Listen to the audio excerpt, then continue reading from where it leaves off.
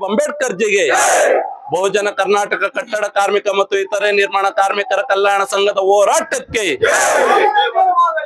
ಬಂಧುಗಳೇ, ಏನಿವತ್ತು ಬಹುಜನ ಕರ್ನಾಟಕ ಕಟ್ಟಡ ಕಾರ್ಮಿಕರ ಸಂಘ ಮತ್ತು ಬಹುಜನ ಸಂಘಟನೆಗಳ ಒಕ್ಕೂಟದ ಶ್ರಮಜೀವಿಗಳ ಜೊತೆ ಚೆಲ್ಲಾಟವಾಡುತ್ತಿರುವ ಈ ಒಂದು ಸರ್ಕಾರದ ಅವಿನೀತಿಗಳನ್ನು ಖಂಡಿಸಿ ನಮ್ಮ ಮುಳಬಾಗಿಲು ತಾಲೂಕಿನ ಒಂದು ಕಾರ್ಮಿಕರ ವತಿಯಿಂದ ಇವತ್ತು ಒಂದು ಸಂದೇಶವನ್ನ ರವಾನಿಸ್ತಾ ಇದ್ದೀವಿ. ಏನು ಅಂತಂದ್ರೆ, ಈಗಾಗಲೇ ನಮ್ಮ ಹಿತೈಷಿಗಳೆಲ್ಲ ಮಾತಾಡಿದ್ದೀರಿ. ಈಗ ಸಂಬಂಧಪಡ್ತಕ್ಕಂಥ ತಾಲೂಕು ಕಾರ್ಮಿಕ ನಿರೀಕ್ಷಕರು ಬಂದಿದ್ದಾರೆ ಸ್ಥಳಕ್ಕೆ. ಅದೇ ರೀತಿ ತಾಲೂಕು ಉಪ ತಹಸೀಲ್ದಾರರು ಇದ್ದಾರೆ ಸ್ಥಳದಲ್ಲಿ. ಏನಿವತ್ತು ನಾವು ಈ ಒಂದು ಪ್ರತಿಭಟನೆ ಮುಖಾಂತರ ಕೇಳೋದಂದ್ರೆ, ಆಳುವ ಸರ್ಕಾರಕ್ಕೆ ಏನು ಈ ದೇಶವನ್ನ ಕಟ್ಟಿರ್ತಕ್ಕಂಥ ಶ್ರಮಜೀವಿಗಳ ಒಂದು ಬದುಕನ್ನ ಯಾವ ರೀತಿ ನಡೆಸ್ಕೊಳ್ತಾ ಇದೆ ಅನ್ನೋದಕ್ಕೆ ಒಂದು ಉದಾಹರಣೆಯನ್ನ ಇಷ್ಟೊತ್ತು ನಾವು ಕೊಟ್ಟಿದ್ದೀವಿ. ಈ ಕಾರ್ಮಿಕರಿಂದ ಪಡಿತಕ್ಕಂಥ ಒಂದು ಸೆಸ್ ಅನುದಾನವನ್ನ ಬಹಳಷ್ಟು ಕೋಟಿಗಳು ಇವತ್ತು ನಮ್ಮ ಕರ್ನಾಟಕ ರಾಜ್ಯದಲ್ಲಿ ಉಳಿದಿದೆ.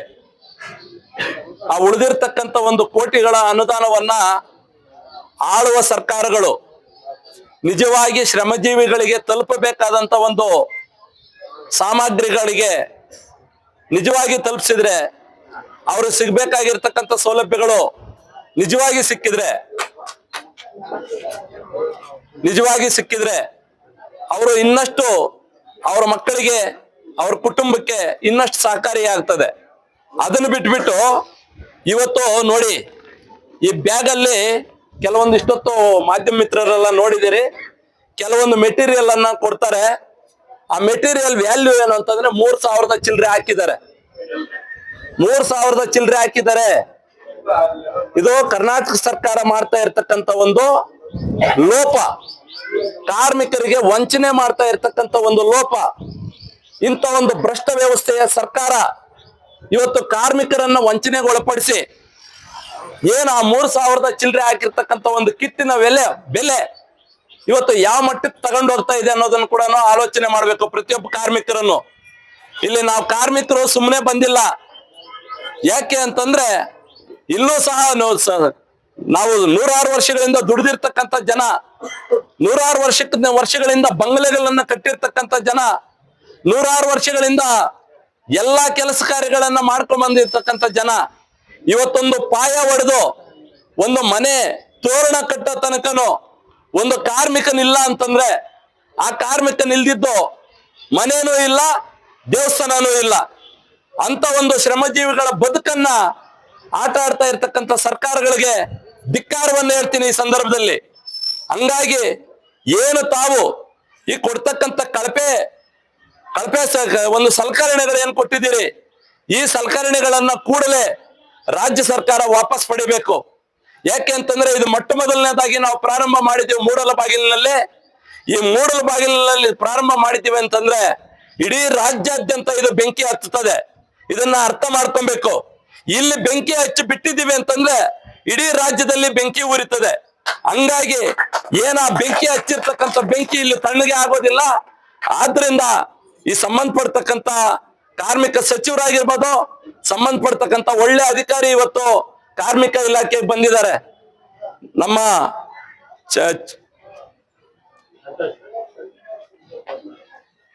ಅವ್ರ ಹೆಸರೇನು, ಒಳ್ಳೆ ಅಧಿಕಾರಿ ಬಂದಿದ್ದಾರೆ. ಆ ಅಧಿಕಾರಿ ಹಿಂದೆ ಪೊಲೀಸ್ ಡಿಪಾರ್ಟ್ಮೆಂಟ್ ಅಲ್ಲಿ ಇದ್ದವರು ಇವಾಗ ಕಾರ್ಮಿಕ ಕಮಿಷನರ್ ಆಗಿ ಬಂದಿದ್ದಾರೆ ನಮ್ಮ ಕಾರ್ಮಿಕ ಇಲಾಖೆಗೆ. ನಾವು ಮತ್ತೊಂದ್ಸರಿ ಅವ್ರನ್ನ ಭೇಟಿ ಆಗುವಂತ ಕೆಲಸ ನಾನು ಮಾಡ್ತೀನಿ. ಇದೇ ಸಾಮಗ್ರಿಗಳನ್ನ ನಾನು ಅವ್ರ ಎದುರುಡಿಗೆ ತಗೊಂಡು ಹೋಗ್ತೀನಿ. ಇದು ಕಳಪೆ ಸಲಕರಣೆಗಳಿವು. ಇಂಥ ಒಂದು ಸಲಕರಣೆಗಳು ಬಂದಾಗ ಮುಳಬಾಗಿಲಿನಲ್ಲೇನೋ ಅಂತ ಜನ ಏನಿಲ್ಲ, ಎಲ್ಲೋ ತಾಲೂಕಲ್ಲಿ ಉಳಿದಿರ್ತಕ್ಕಂಥವುಗಳನ್ನ ದಯವಿಟ್ಟು ಈ ತಾಲೂಕಿಗೆ ತಂದು ಕೊಟ್ಟಾಗ ಅವುಗಳನ್ನ ಕಾರ್ಮಿಕ ನಿರೀಕ್ಷಕರು ಅದನ್ನ ನಿರ್ಲಕ್ಷಿಸಬೇಕು.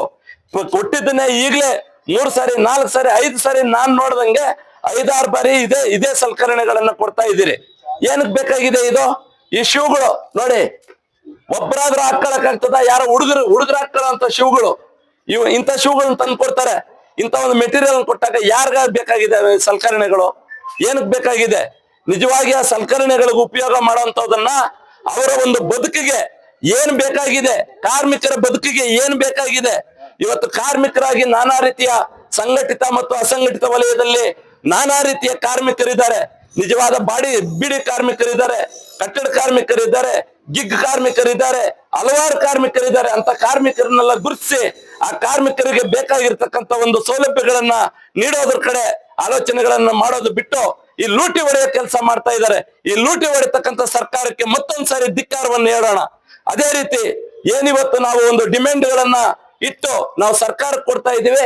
ಕಾರ್ಮಿಕ ನಿರೀಕ್ಷಕರು ಮತ್ತೆ ಉಪ ತಹಸೀಲ್ದಾರರು ಸ್ಥಳದಲ್ಲಿದ್ದು ಒಂದು ಮನವಿಯನ್ನ ಸ್ವೀಕರಿಸಿದ ತಕ್ಷಣ ಸರ್ಕಾರಕ್ಕೆ ಮುಟ್ಟಿಸಲೇಬೇಕು.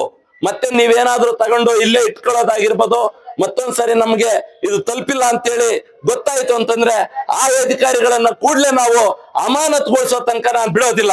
ಇದು ಖಂಡಿತವಾಗಿ ನಾನು ಹೇಳ್ತಾ ಇದ್ದೀನಿ. ಯಾಕೆ ಅಂತಂದ್ರೆ ಹಲವಾರು ಮನವಿಗಳು ಇವತ್ತು ನಾವು ಇಲ್ಲಿ ಕೊಟ್ಟಿರ್ತೀವಿ, ನಾವು ಅದನ್ನ ಫಾಲೋ ಅಪ್ ಮಾಡ್ತಾ ಇದ್ದೀವಿ. ಹಲವಾರು DC ಗಮನಕ್ಕೆ ಇನ್ನೂ ಹೋಗಿಲ್ಲ ನಾವು ಕೊಟ್ಟಿರ್ತಕ್ಕಂಥ ಮನವಿಗಳು. ನಾನು ಅಲ್ಲೋ ಫಾಲೋ ಅಪ್ ಮಾಡ್ತಾ ಇದ್ದೀನಿ, ಇಲ್ಲಿ ನಮ್ಮ ಹುಡುಗರು ಇನ್ನೂ ಫಾಲೋ ಅಪ್ ಮಾಡ್ಲಿಲ್ಲ. ಅದು ಮತ್ತೊಂದ್ಸಾರಿ ನನ್ನ ಕಣ್ಣಿಗೆ ಈ ಮನವಿ ತಲುಪ್ತಾ ಇಲ್ಲ ಅಂತ ಹೇಳಿ ಗೊತ್ತಾದ್ರೆ ಯಾವ ಅಧಿಕಾರಿ ಮನವಿ ಸ್ವೀಕರಿಸಿ ಇಲ್ಲಿಂದ ಕಳಿಸಿರಲ್ವೋ ಅಂತ ಅಧಿಕಾರಿ ವಿರುದ್ಧವಾಗಿ ನಿರ್ದಾಕ್ಷಿಣ್ಯವಾಗಿ ಅವ್ರನ್ನ ಅಮಾನತುಗೊಳಿಸೋ ತನಕ ನಾನು ಬಿಡೋದಿಲ್ಲ ಅಂತ ಹೇಳಿ ಮತ್ತೊಂದ್ಸರಿನೂ ನಾನು ಹೇಳ್ತೀನಿ.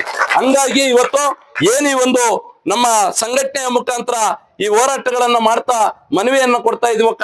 ಕಾರ್ಮಿಕ ನಿರೀಕ್ಷಕರು ಮತ್ತೊಂದ್ಸರಿ ಹೊಸದಾಗಿ ಬಂದಿದ್ದೀರಿ ತಾವು. ಈ ತಾಲೂಕಿನಲ್ಲಿ ಮತ್ತೊಂದ್ಸರಿ ಹೇಳ್ತಾ ಇದ್ದೀನಿ, ನಿಜವಾದ ಕಾರ್ಮಿಕರು ಯಾರಿದ್ದಾರೋ ಅವ್ರ ಕಾರ್ಡ್ಗಳನ್ನ ಪತ್ತೆ ಹಚ್ಚಿ ಅದನ್ನೊಂದು ಪಟ್ಟಿ ಮಾಡಿ. ಕಾರ್ಮಿಕರಲ್ಲದೆ ಇರ್ತಕ್ಕಂಥವ್ರು ಹಲವಾರು ರೀತಿಯ ಇವರು ಕಾರ್ಡ್ಗಳನ್ನ ಮಾಡ್ಕೊಂಡಿದ್ದಾರೆ. ಅದು ನಮ್ಮ ಕಟ್ಟಡ ಕಾರ್ಮಿಕರಿಗೆ ಅನ್ವಯಿಸ್ತದ ಇಲ್ಲ ಅನ್ನೋದನ್ನ ಪತ್ತೆ ಹಚ್ಚಬೇಕಾಗಿದೆ. ಹೇಳಿದಿರಿ, ನಡೀತಾ ಇದ್ರೆ ಕೂಡ ನಿಜವಾದ ಕಾರ್ಮಿಕರನ್ನ ಬಿಟ್ಟು ಇವತ್ತು ಕಾರ್ಮಿಕರು ಅಲ್ಲದೆ ಇರೋವರೆಗೆ ಬೆನಿಫಿಟ್ ಗಳನ್ನ ಹೋಗ್ತಾ ಇದ್ದಾವೆ, ಬರ್ತಕ್ಕಂಥ ಹೋಗ್ತಾ ಇದ್ದಾವೆ. ಅವುಗಳ ಕಡೆ ಕೂಡ್ಲೆ ಅದನ್ನ ತಾವು ಗಮನಕ್ಕೆ ತಗೊಬೇಕು. ಸಮಿತಿ ರಚನೆ ಮಾಡ್ಬೇಕು. ಇಲ್ಲಿ ತಾಲೂಕ್ ಸಮಿತಿ ಒಂದು ರಚನೆ ಮಾಡಿ ಬಿಡಿ. ಎಲ್ಲೆಲ್ಲಿ ಕಾರ್ಡ್ಗಳು ನಮ್ಮ ಮೇಸ್ತ್ರಿಗಳೇ ಇರ್ತಾರೆ, ನಿಜವಾದ ಕಾರ್ಮಿಕರು ಎಲ್ಲೆಲ್ಲಿದ್ದಾರೋ ಅವ್ರದೇ ಒಂದು ಪಟ್ಟಿ ಮಾಡಿ. ಅವ್ರಿಗೆ ಅನ್ಯಾಯ ಆಗೋದು ಬೇಡ. ಅನ್ಯಾಯ ಆಗ್ತಾ ಇದೆ, ಅದನ್ನ ನಾವು ಗಮನಿಸ್ತಾ ಇದ್ದೀವಿ. ಅದು ಮತ್ತೊಂದ್ಸರಿ ಮರುಕಳಿಸಬಾರ್ದು. ಮತ್ತೆ ನಾನಾ ರೀತಿಯ ಬರ್ತಕ್ಕಂತ ಕಾರ್ಮಿಕರ ಮಕ್ಕಳಿಗೆ ಬರ್ಬೇಕಾಗಿರ್ತಕ್ಕಂಥ ಒಂದು ಸ್ಕಾಲರ್ಶಿಪ್ ಇದುವರೆಗೂ ಮುಟ್ತಾ ಇಲ್ಲ. ಕಟ್ಟಡ ಕಾರ್ಮಿಕರ ಮಕ್ಕಳಿಗೆ ಸ್ಕಾಲರ್ಶಿಪ್ ಅಂತೇಳಿ ತಾವೇನೆ ಒಂದು ಕ್ಯಾಟ್ಲಾಗ್ ಅಲ್ಲಿ ತೋರಿಸಿದಿರಿ. ಎಷ್ಟು ಜನ ಮಕ್ಕಳ ಪಟ್ಟಿ ತಮ್ಮಲ್ಲಿದೆ? ನಾನು ಪ್ರತಿ ಸಾರಿನೂ ಕೇಳ್ತಾ ಇದ್ದೀನಿ, ಕಟ್ಟಡ ಕಾರ್ಮಿಕರ ಮಕ್ಕಳನ್ನ ಪ್ರತ್ಯೇಕವಾಗಿ ತಾವು ಕಟ್ಟಡ ಕಾರ್ಮಿಕರ ಮಕ್ಕಳ ಪಟ್ಟಿಯನ್ನ ಪ್ರತ್ಯೇಕವಾಗಿ ಮಾಡ್ಕೊಡಿ ನಮಗೆ. ಆ ಮಕ್ಕಳಿಗೆ ನಿಜವಾದ ಒಂದು ಸ್ಕಾಲರ್ಶಿಪ್ ಮುಟ್ತಾ ಇದೆಯಾ ಇಲ್ಲ ಅಂತೇಳಿ ನಮ್ಗೆ ಯಾರಿಗೂ ಗೊತ್ತಾಗ್ತಾ ಇಲ್ಲ. ಕಾರ್ಮಿಕರ ನಿರೀಕ್ಷಕರು ಇದ್ರ ಕಡೆ ಗಮನ ಕೊಡ್ಬೇಕು. ಪ್ರತಿ ಶಾಲೆಗೂ ನಮ್ಮ ತಾಲೂಕಲ್ಲಿ ಇರ್ತಕ್ಕಂಥ ಶಾಲೆಗಳಿಗೆ ಕಟ್ಟಡ ಕಾರ್ಮಿಕರು ಇಲ್ಲಿ ನಿಮ್ಮಲ್ಲಿ ಪಟ್ಟಿ ಇರ್ತದೆ. ಕಟ್ಟಡ ಕಾರ್ಮಿಕರು ನೋಂದಾವಣೆ ಮಾಡ್ಕೊಂಡಿರ್ತಕ್ಕಂಥ ಫಲಾನುಭವಿ ಮಕ್ಕಳು ಪೂರ್ತಿ ಡೀಟೇಲ್ ನಿಮ್ಮಲ್ಲಿದೆ. 1ನೇ ತರಗತಿಯಿಂದ ಡಿಗ್ರಿ ತನಕ ಯಾರಿದ್ದಾರೆ ಯಾರಿಲ್ಲ ಅನ್ನೋ ಒಂದು ಮಾಹಿತಿ ನಿಮ್ಮಲ್ಲಿಲ್ಲ ಅಂತಂದ್ರೆ ನಾವಿನ್ನೇನ್ ಕೇಳ್ಬೇಕು ಅದನ್ನ? ಇಲ್ಲಿ ನಮ್ಗೆ ಆ ಮಕ್ಕಳಿಗೆ ಸ್ಕಾಲರ್ಶಿಪ್ ಬರ್ತಾ ಇದೆಯಾ ಇಲ್ಲ ಅಂತ ಹೇಳಿ ಗೊತ್ತಾಗ್ತಾ ಇಲ್ಲ. ಇದು 2ನೇ ಮಾಹಿತಿ. 3ನೇದಾಗಿ ಕಟ್ಟಡ ಕಾರ್ಮಿಕ ಭವನ ಇಲ್ಲ ಇಲ್ಲಿ. ನಾನು ಹಲವಾರು ಬಾರಿ ಜನಪ್ರಿಯ ಶಾಸಕರ ಗಮನಕ್ಕೂ ತಂದಿದ್ದೀನಿ, ಹಿಂದೆ ಇದ್ದಂತ ಕಾರ್ಮಿಕ ನಿರೀಕ್ಷಕರ ಗಮನಕ್ಕೂ ತಂದಿದ್ದೀನಿ, ಹಿಂದೆ ನಮ್ಮ ತಹಶೀಲ್ದಾರರ ಗಮನಕ್ಕೂ ತಂದಿದ್ದೀನಿ. ತಮ್ಮ ಕಡೆಯಿಂದ ನಮ್ಮ ಕಾರ್ಮಿಕ ಭವನ ಬೇಕು ಅಂತ ಹೇಳಿ ಇದುವರೆಗೂ ತಾವು ಒಂದು ಲೆಟರ್ ಕರೆಸ್ಪಾಂಡೆನ್ಸ್ ಅನ್ನ ಮಾಡ್ಲಿಲ್ಲ. ಇಲ್ಲಿ ಕಾರ್ಮಿಕ ನಿರೀಕ್ಷಕರು ಕೂಡ್ಲೆ ತಮ್ಮ ಕಡೆಯಿಂದ ನಮಗೆ ಕಾರ್ಮಿಕ ಭವನಕ್ಕೆ ಜಾಗ ಕೊಡಿ ಅಂತೇಳಿ ದಯವಿಟ್ಟು ಕೇಳಿ ಕಾರ್ಮಿಕ ನಿರೀಕ್ಷಕರು ದಂಡಾಧಿಕಾರಿಗಳನ್ನ. ಅವ್ರು ಕೊಡೋದಿಲ್ಲ ಅಂತಂದ್ರೆ ನಾವು ಮತ್ತೆ ಹೋರಾಟ ಮಾಡ್ತೀವಿ. ನೀವೇ ಕೇಳಲಿಲ್ಲ ಅಂತಂದ್ರೆ ನಾವೆಲ್ಲಿ ಕೇಳ್ಕೊಂಡು ಹೋಗೋಣ? ನಮ್ಗೆ ಅವ್ರಿಗೆ ಆ ಶ್ರಮಜೀವಿಗಳಿಗೆ ಮಕ್ಕಳಿಗೆ ಮದುವೆಗಳು ಮಾಡ್ಬೇಕು ಅಂತಂದ್ರೆ ಕಟ್ಟಬೇಕು. ಅವ್ರು ದುಡಿಯೋ ದುಡಿಮೆಗಳಲ್ಲಿ ಎತ್ಕೊಂಡೋಗಿ 1 ಲಕ್ಷ 1.5 ಲಕ್ಷ ಎಲ್ಲಿ ಕಟ್ಟೋದವ್ರು? ಅದ್ ನಿಮ್ಗೆ ಗೊತ್ತಾಗಲ್ವಾ? ನೀವು ಕಾರ್ಮಿಕ ನಿರೀಕ್ಷಕರಿದ್ದೀರಿ, ಕೂಡ್ಲೆ ಅದನ್ನೊಂದು ಲೆಟರ್ ಕರೆಸ್ಪಾಂಡೆನ್ಸ್ ಮಾಡಿ ಸಂಬಂಧಪಡ್ತಕ್ಕಂಥ ತಾಲೂಕು ದಂಡಾಧಿಕಾರಿಗಳಿಗೆ ಲೆಟರ್ ಕಳ್ಸಿಕೊಡಿ. ಆ ಕಾರ್ಮಿಕ ಭವನಕ್ಕೆ ಎಲ್ಲೊಂದು 1/2 ಎಕರೆ 1 ಎಕರೆ ಜಾಗವನ್ನ ಪಡೆಯೋದ್ರ ಮುಖಾಂತರ ನಾವು ಕಮಿಷನರ್ಗೆ ಒಂದು ಲೆಟರ್ ಮಾಡಿಸೋಣ. ಆ ಕಾರ್ಮಿಕ ಭವನಕ್ಕೆ ಒಂದು ನಾಂದಿ ಆಡೋಣ ಅಂತ ಹೇಳ್ಕೊಡೋಣ ಈ ಸಂದರ್ಭದಲ್ಲಿ ಹೇಳ್ತೀನಿ. ಅದ್ರ ಜೊತೆಗೆ ಏನು ರಾಜ್ಯ ಸರ್ಕಾರ ಮತ್ತು ಕಾರ್ಮಿಕ ಮಂಡಳಿಯಲ್ಲಿ ಸಂಬಂಧಪಡ್ತಕ್ಕಂತ ಕಾರ್ಮಿಕರಿಗೆ ಗುಂಪು ನಿವೇಶನಗಳನ್ನ ನೀಡಬೇಕು ಅಂತೇಳಿ ತಮ್ಮಲ್ಲಿ ಆದೇಶ ಇದೆ. ನೀವು ಓದ್ಕೊಂಡಿದ್ದೀರೋ ಇಲ್ಲ ತಿಳ್ಕೊಂಡಿದ್ದೀರೋ ಗೊತ್ತಿಲ್ಲ, ನಾವು ತಿಳ್ಕೊಂಡಿದ್ದೀವಿ. ಈ ಸಂದರ್ಭದಲ್ಲಿ ನಾನು ಪ್ರಶ್ನೆ ಮಾಡ್ಬೇಕಾಗಿದೆ. ಕಾರ್ಮಿಕರಿಗೆ ಗುಂಪು ನಿವೇಶನಗಳು ಕೊಡ್ಬೇಕು. ಇದುವರೆಗೂ ಕಾರ್ಮಿಕರಿಗೆ ನೀವು ಒಂದು ಮನೆ ಸೈಟ್ ಆಗ್ಲಿ, ಒಂದು ಮನೆ ಆಗ್ಲಿ, ಇಲ್ಲ ಅವ್ರಿಗೆ ಲೋನ್ ಆಗ್ಲಿ, ಇಂಥವ್ರು ತಗೊಳ್ಳಿ ಅಂತೇಳಿ ಇದುವರೆಗೂ ಕಾರ್ಮಿಕ ಇಲಾಖೆಯ ಪರವಾಗಿ ಯಾರೊಬ್ಬರು ಕೇಳಿದವರಿಲ್ಲ. ಅದನ್ನ ಇನ್ನು ಮುಂದೆ ತಾವೇನ್ ಬಂದಿದ್ದೀರಿ, ಇನ್ನು ಮುಂದೆ ಅದನ್ನ ಸಕ್ರಿಯವಾಗಿ ರಾಜ್ಯ ಸರ್ಕಾರ ಆದೇಶದಂತೆ ಅವ್ರಿಗೆ ಎಲ್ಲಿ ಜಾಗ ನೀವು ದಂಡಾಧಿಕಾರಿಗಳ ಮುಖಾಂತರ ಪಡಿತೀರೋ ಇಲ್ಲ ಸರ್ಕಾರಕ್ಕೆ ಬರಿತೀರೋ ಏನ್ ಮಾಡ್ತಿರೋ, ಸಂಬಂಧಪಡ್ತಕ್ಕಂಥ ಗ್ರಾಮೀಣ ಭಾಗಗಳಲ್ಲಾಗಿರ್ಬೋದು, ನಿಜವಾದ ಕಾರ್ಮಿಕರು ಏನಿದ್ದಾರೆ ಆ ಕಾರ್ಮಿಕರಿಗೆ ನಿವೇಶನಗಳನ್ನ ಕೊಡೋದ್ರಿಗೆ ನೀವು ಮುಂದಾಗಬೇಕು ಅಂತ ಹೇಳಿ ಕೂಡ ಈ ಸಂದರ್ಭದಲ್ಲಿ ನಾನು ಹೇಳಲಿಕ್ಕೆ ಇಷ್ಟಪಡ್ತೀನಿ. ಅದ್ರ ಜೊತೆಗೆ ಏನು ಇವತ್ತು ಸಂಬಂಧಪಡ್ತಕ್ಕಂಥ 60 ವರ್ಷ ಮೇಲ್ಪಟ್ಟವರಿಗೆ ರಿಟೈರ್ಡ್ ಆಗ್ತಾರೆ ಅವರ ಕಾರ್ಮಿಕರು, ರಿಟೈರ್ಡ್ ಆದವರಿಗೆ 3,000 ಒಂದು ಮಾಶಾಸನವನ್ನ ಕೊಡ್ಬೇಕು ಅಂತೇಳಿ ಸರ್ಕಾರದ ಆದೇಶ ಬರ್ತಾ ಇದೆ. ಆದ್ರೆ ಈಗ ತಾತ್ಕಾಲಿಕವಾಗಿ ನಿಂತಿದೆ. ಆ ಬರ್ತಾ ಇರೋದ್ರ ಬಗ್ಗೆ ಏನು 3,000 ಇದೆಯೋ ಅದನ್ನ 5,000ಕ್ಕೆ ಏರಿಸಬೇಕು. ಅವ್ರಿಗೆ 5,000 ಮಾಶಾಸನವನ್ನ ಕೊಡುವಂತ ಒಂದು ವ್ಯವಸ್ಥೆಗೆ ಇಲ್ಲಿಂದ ತಾವು ಒಂದು ಪತ್ರ ವ್ಯವಹಾರವನ್ನ ಮಾಡ್ಬೇಕು ಅಂತ ಹೇಳಿ ಕೂಡ ಈ ಸಂದರ್ಭದಲ್ಲಿ ಹೇಳ್ತೀನಿ. ಅದ್ರ ಜೊತೆಗೆ ಇನ್ನೂ ಹಲವಾರು ವಿಚಾರಗಳಿದ್ದಾವೆ. ಆ ಹಲವಾರು ವಿಚಾರಗಳನ್ನ ಮನವಿ ಮುಖಾಂತರ ಓದಿ ಕೊಡ್ತಾರೆ. ಮನವಿಯನ್ನ ಸ್ವೀಕರಿಸಿ ನಮಗೆ ಕಾರ್ಮಿಕರಿಗೆ ಸಿಗ್ಬೇಕಾಗಿರ್ತಕ್ಕಂಥ ನಿಜವಾದ ಸೌಲಭ್ಯಗಳನ್ನ ತಲುಪಿಸುವ ನಿಟ್ಟಿನಲ್ಲಿ ಕಾರ್ಯೋನ್ಮುಖರಾಗಬೇಕು ಅಂತೇಳಿ ನಾನು ಮಾತಾಡ್ಲಿಕ್ಕೆ ಅವಕಾಶ ಕೊಟ್ಟಿರ್ತಕ್ಕಂಥ ಮಾಧ್ಯಮ ಮಿತ್ರರು ಮತ್ತೆ ನಮ್ಮ ಕಾರ್ಮಿಕ ವೃಂದದವರಿಗೆ ವಂದಿಸಿ ನನ್ನ 2 ಮಾತುಗಳಿಗೆ ವಿರಾಮ ಹೇಳ್ತೀನಿ. ಜೈ ಭೀಮ್, ಜೈ ಕರ್ನಾಟಕ, ಜೈ ಪ್ರಬುದ್ಧ ಭಾರತ.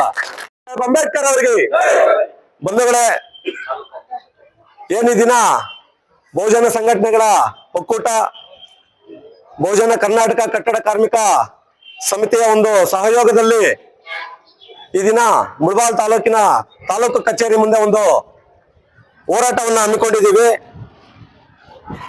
ಏನು ಈ ದೇಶದ ಒಂದು ಆರ್ಥಿಕ ವ್ಯವಸ್ಥೆಯಲ್ಲಿ ಬಹುಪಾಲು ಶ್ರಮಿಕ ವರ್ಗದ್ದೇ ಒಂದು ಪಾಲಾಗಿರ್ತದೆ.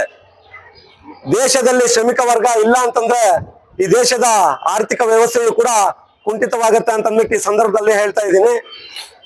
ಆ ಒಂದು ನಿಟ್ಟಿನಲ್ಲಿ ಏನು ರಾಜ್ಯಾದ್ಯಂತ ಕಾರ್ಮಿಕರಿಗೆ ಸಿಗಬೇಕಾಗಿರ್ತಕ್ಕಂಥ ಒಂದು ಸೌಲಭ್ಯಗಳು, ಏನು ಅವರು ಕಟ್ಟಡ ಕಾರ್ಮಿಕರಿಗೆ ಒಂದು ಸೇಫ್ಟಿ ಕಿಟ್ಗಳಾಗಿರ್ಬೋದು, ಹಾಗೆಯೇ ಏನು ಆ ಒಂದು ಕಟ್ಟಡ ಕಾರ್ಮಿಕರಲ್ಲಿ ಪ್ಲಂಬರ್ ಆಗಿರ್ಬೋದು, ಪೇಂಟರ್ಗಳಾಗಿರ್ಬೋದು, ಅವ್ರಿಗೆ ಬರ್ತಾ ಇರ್ತಕ್ಕಂಥ ಒಂದು ಸೌಲಭ್ಯಗಳನ್ನ ವಂಚನೆ ಮಾಡಿ ಅವರಿಗೆ ನೀಡ್ತಾ ಇರ್ತಕ್ಕಂಥ ಒಂದು ಸಲಕರಣೆಗಳಲ್ಲಿ ಗುಣಮಟ್ಟ ನೋಡಿ, ಈ ಒಂದು ಯಾವ ರೀತಿ ಕೊಟ್ಟಿದ್ದಾರೆ ಇವೆಲ್ಲನ ಅಂತಂದ್ಬಿಟ್ಟು ತಾವು ಗಮನಿಸಬಹುದು.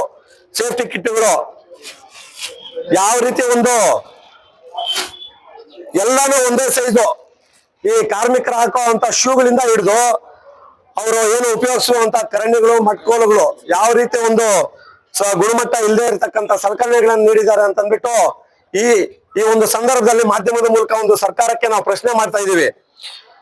ಸುಮಾರು ಒಂದು ಶ್ರಮಿಕ ವರ್ಗ ಏನು ಬಿಸಿಲು ಮಳೆ ಅಂದಿರ ಕೆಲಸ ಮಾಡ್ಬೇಕಾಗತ್ತೆ.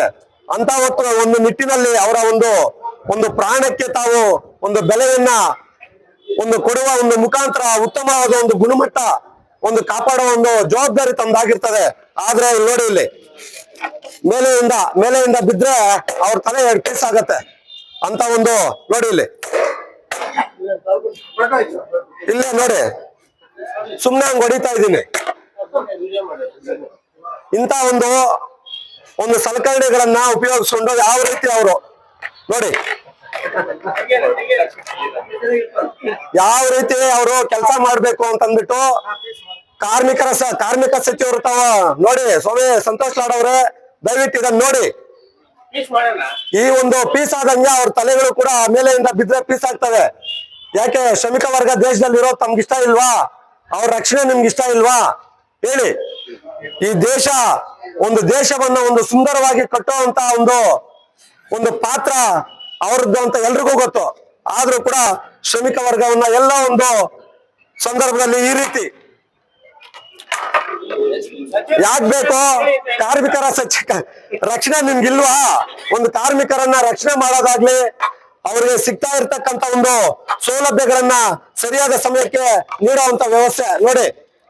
ಎಲ್ಲ ಒಂದೇ ಸೈಜ್ ಶೂಸ್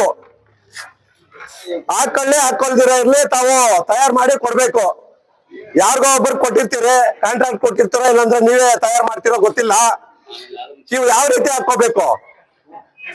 ಅವ್ರ ಕೆಲಸ ಮಾಡೋದ ಏನು? ಎಲ್ಲ ಒಂದೇ ಸೈಜ್ ಇರ್ತದ? ಈ ರೀತಿ ಕೊಟ್ಟಿದ್ದಾರೆ ಸಲಕರಣೆಗಳು. ಇನ್ನು ಹಲವಾರು ಒಂದು ಕರಣಿಗಳಾಗಿರ್ಬೋದು, ಮುಟ್ಟು ಹಿಂಗೆ ಒಂದ್ ಇಟ್ಟಿಗೆ ಇಟ್ಟು ಹಿಂಗೆ ಸಿಮೆಂಟ್ ಹಾಕೋ ಹೊತ್ತಿಗೆ ಮುರಿದೋಗತ್ತೆ ಅಂತ ಒಂದು ಸಲಕರಣೆಗಳನ್ನ ನೀಡಿದಿರಿ. ಜೊತೆಗೆ ಏನಪ್ಪಾ ಅಂತಂದ್ರೆ, ಸುಮಾರು ಏನು ಒಂದು ನಿಜವಾದ ಕಟ್ಟಡ ಕಾರ್ಮಿಕರಿಗೆ ಇವತ್ತು ಸಿಗ್ತಾ ಇರ್ತಕ್ಕಂಥ ಸೌಲಭ್ಯಗಳು ಸಿಗ್ತಾ ಇಲ್ಲ. ಏನಾಗಿದೆ ಅಂತಂದ್ರೆ, ಈ ಕಾರ್ಮಿಕ ಅಧಿಕಾರಿಗಳು ದಳ್ಳಾಳಿಗಳನ್ನ ಇಟ್ಕೊಂಡು ಕೆಲಸ ಮಾಡ್ತಾ ಇದ್ದಾರೆ. ಇವತ್ತು ನಿಜವಾಗಿ ಕೂಡ ಬಿಸಿಲು ಮಳೆಯಲ್ಲಿ ಕೆಲಸ ಮಾಡ್ತಾ ಇರ್ತಕ್ಕಂತ ಒಂದು ಕಾರ್ಮಿಕರಿಗೆ ಇವತ್ತು ಅಧಿಕಾರಿಗಳು ಕೂಡ ಮೋಸ ಮಾಡ್ತಾ ಇದ್ದಾರೆ. ಸರ್ಕಾರದ ಉದ್ದಕ್ಕೂ ಏನು ಅಧಿಕಾರಿಗಳಿದೆ ಎಲ್ರು ಕೂಡ ಮೋಸ ಮಾಡ್ತಾ ಇದ್ದಾರೆ. ವಿದ್ಯಾರ್ಥಿ ವೇತನಗಳಿಗೆ ಅವರು ಆನ್ಲೈನ್ ಅಲ್ಲಿ ಅಪ್ಲಿಕೇಶನ್ ಹಾಕೊಂಡ್ರೆ ವರ್ಷ ಆಗ್ಬೋದು, 2 ವರ್ಷ ಆಗ್ಬೋದು, ಅವ್ರು ಬರಲ್ಲ. ಆದ್ರೆ ಬೇರೆ ಸಂಘಟನೆ ಕಟ್ಕೊಂಡು ಅವರು ದುಡ್ಡು ಕಾಸು ಕೊಡೋರಿಗೆ ಬೇಗ ಅಲಾಟ್ಮೆಂಟ್ ಆಗತ್ತೆ. ಸ್ಕಾಲರ್ಶಿಪ್ಸ್ ಆಗ್ಲಿ, ಇನ್ನೊಂದಾಗ್ಲಿ. ಅವರ ಒಂದು ಬಡವರ ಒಂದು ಮಕ್ಕಳ ಓದೋ ಲ್ಯಾಪ್ಟಾಪ್ ಇಂದ ಹಿಡಿದು ಎಲ್ರಿಗೂ ಕೂಡ ವಂಚನೆಗಳಾಗ್ತಾ ಇದಾವೆ. ಈ ನಿಟ್ಟಿನಲ್ಲಿ ಬಹುಜನ ಸಂಘಟನೆಗಳ ಒಕ್ಕೂಟ ಏನು ಈ ದಿನ ಒಕ್ಕೂಟದಲ್ಲಿ ಕಾರ್ಮಿಕ ಸಮಿತಿ, ಇತರೆ ಅಂಗ ಸಮಿತಿಗಳೇನು ನಾವು ಹೋರಾಟ ಮಾಡ್ತಾ ಇದ್ದೀವಿ, ಈ ಹೋರಾಟವನ್ನ ತಾವು ಗಮನಿಸಿ ಮುಂದಿನ ದಿನಗಳಲ್ಲಿ ಕಾರ್ಮಿಕರಿಗೆ ಸಿಗ್ಬೇಕಾಗಿರ್ತಕ್ಕಂಥ ಒಂದು ಸೌಲಭ್ಯಗಳನ್ನ ತಾವು ಉತ್ತಮ ರೀತಿಯಲ್ಲಿ ಅವ್ರಿಗೆ ನೀಡದೇ ಇದ್ದ ಪಕ್ಷದಲ್ಲಿ ರಾಜ್ಯಾದ್ಯಂತನೂ ಕೂಡ ನಿಮ್ಮ ವಿರುದ್ಧ, ನಿಮ್ಮ ಸರ್ಕಾರದ ವಿರುದ್ಧ ನಾವು ಬೃಹತ್ ಹೋರಾಟ ಮಾಡ್ತೀವಿ ಅಂತ ಅಂದ್ಬಿಟ್ಟು ಈ ಸಂದರ್ಭದಲ್ಲಿ ಹೇಳ್ತಾ ಇದೀವಿ. ಇನ್ನೊಂದು ಮಾತು ತಾವು ಗಮನಿಸ್ಬೇಕು. ಯಾಕೆಂತಂದ್ರೆ ಇವತ್ತು ಇಡೀ ಶ್ರಮಿಕ ವರ್ಗ ನಿಮಗೆ ವೋಟ್ ಮಾಡಿ ಸರ್ಕಾರದ ಒಂದು ಆಳ್ವಿಕೆ ಮಾಡೋದಕ್ಕೆ ನಿಮಗೆ ಒಂದು ಇದನ್ನ ನೀಡಿದೆ. ಆದ್ರೆ ಯಾರ ಜವಾಬ್ದಾರಿ ಕೂಡ ನಮ್ಗಿಲ್ಲ ಅನ್ನೋ ಒಂದು ರೀತಿಯಲ್ಲಿ ತಾವು ಸರ್ಕಾರವನ್ನ ಆಳ್ವಿಕೆ ಮಾಡ್ತಾ ಇದ್ದಾರೆ.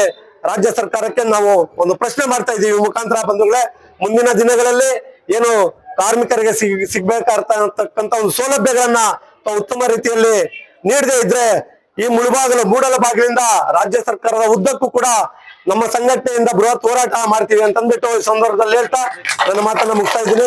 ಜೈ ಭೀಮ್, ಜೈ ಪ್ರಬುದ್ಧ ಭಾರತ.